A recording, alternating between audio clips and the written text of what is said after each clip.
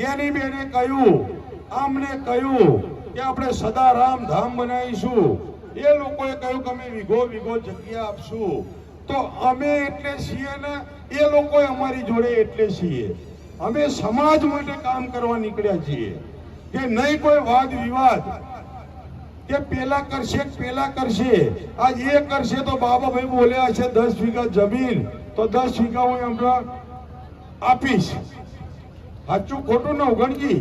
એ લોકોએ 11 વીઘા કરી તો 10 ને મારી 11, આજે બનાસકાંઠાની પાટણમાં મેં તો 10 વીઘા નવગણજી મોગજી બી લઈને મૂકી રાખી. કાચ સમાજ જ્યારે નિર્ણય લે કે આપણા દરેકના ઠાકોરના ભરવાડ રબારી હોય એનું કોઈ વિભાજન કરવાનું નથી, આપણે એક રહેવાનું છે. ચૂંટણીઓ તો આવતી જશે, ચૂંટણીઓ લોકો લડતા રહેશે, પણ સમાજ ક્યારે વિખરાવો ના જોઈએ.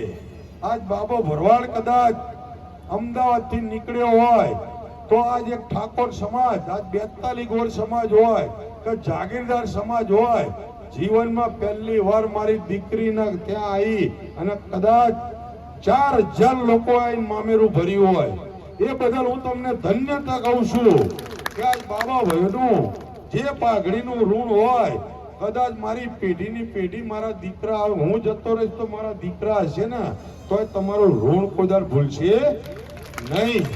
હું ઠાકોર સમાજને એક કરવા નીકળ્યો છું. ઠાકોર સમાજને કોઈ કોંગ્રેસ ભાજપમાં વેચવા નથી નીકળ્યો.